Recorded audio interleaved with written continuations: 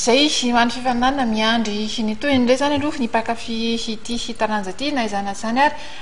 no an'ny resaka ny ekiprenena indray isika no ny Makidy Madagasikara izany. Ao anatin'ny fanomanantena tanteraka ny Makidy Madagasikara amin'izao fotoana izao izay hiatrika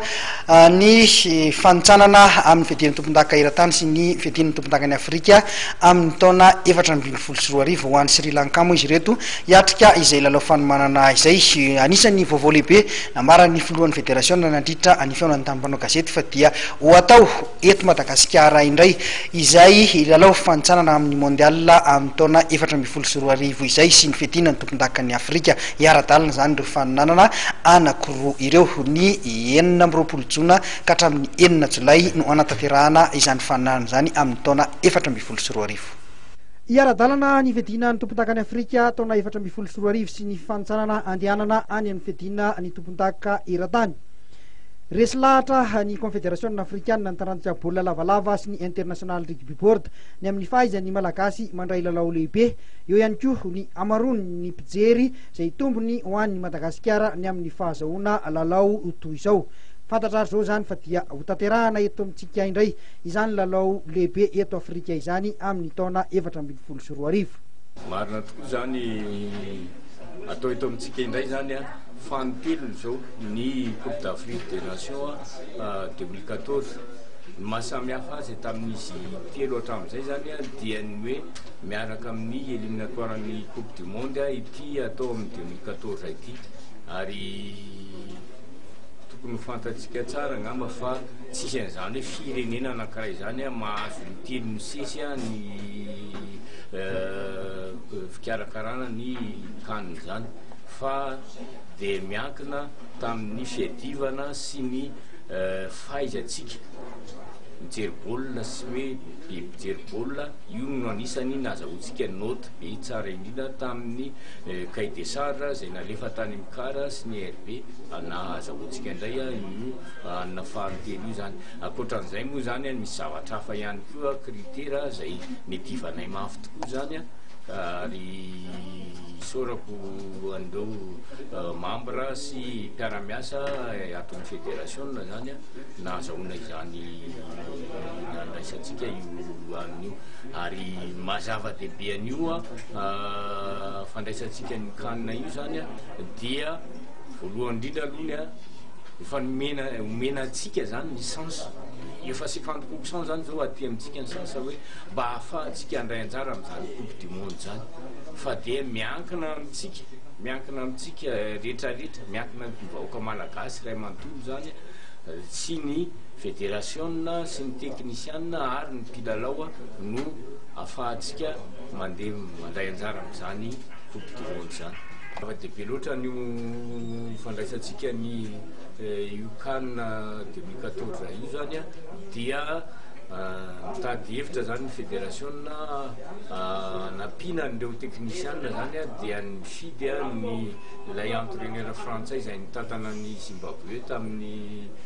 fotoana teto amintsika iny zany anampy an'ireo entraîneur atsika izay efa nitantana ny Maki hatramin'izay ary dia mbola manam-pirofo ihany zany fa tsy ataon'ny fédération ambandravatra ny fanomanana io lalao izay atao eto amintsika io amin'ny 2014.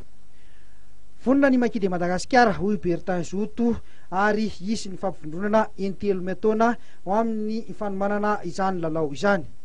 Préparation zany ny senior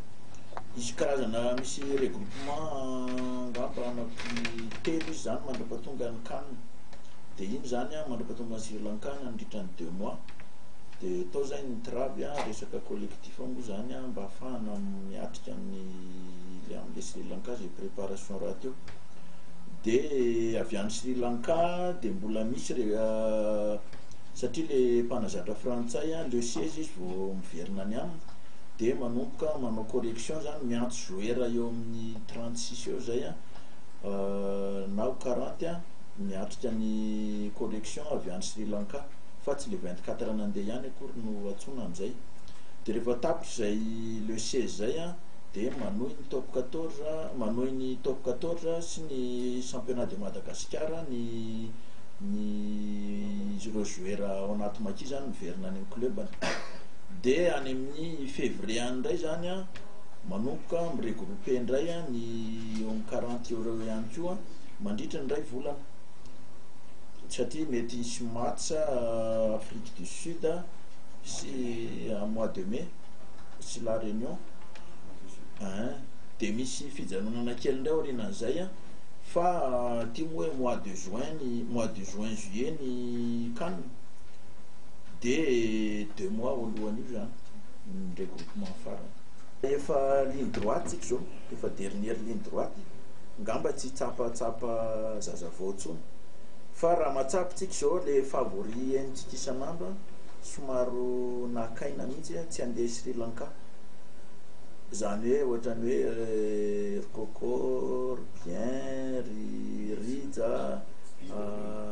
Sidonie reo le tena bandy artiste zany le magicien reo somaro najanona mihitsy mba akaina Toussaint indrindrindra ze tsy hoe nisy de tena hoe ratra nahazo azy fa hita mihitsy hoe le zavatra vokany vokatry ny avy zany satria ireo bandy reo azy lazaina mbola jeune Toussaint zany mbola tsy ampy 25 ans nefa izy nizaka match 7 à 15 nandritra ny taona maromaro de najanona mihitsy fananina mihitsy zany hoe najanona makaina fa mbola hiverina daholo zany izy ireo zay teneniko zay hoe tsy afaka hitsapatsapa mpilalao vaovao tsony fa na izany raha misy ihany mpilalao vaovao zany tsy hoe vaovao hoe mbola tsy sélectionné fa efa atao anaty présélection ihany tao anatin'ny roa taona zay ngamba ny vaovao anatiny eo fa ny mpilalao ngamba de hoe ireo ihany aloha ny tena mitany ady tanteraka ny 4 jona ka hatramin'ny 4 jolay no tanterahany eto Madagasikara io faninanana io firenena efatra no andray anjara amin'izany i Kenya, Zimbabwe, Madagasikara ary Namibia zay mitana ny larana voalohany amin'ity faninanana ity no isolo tenany Afrika anampy any Afrika Atsimo amin'ny fidina ny tompon-daka eran-tany zay atao any Angletera amin'ny taona 2012 niova ny faninanana tamin'ity taona ity satria dia iona avokoa ireo ekipa efatra zay ifanitsana amin'izany mondial izany zany natao hoy ny filohan'ny fédération Marcel Rakotomalala dia anomezana lanja izany ekipa hiakatra any amin'ny fidinany tompon-daka eran-tany izany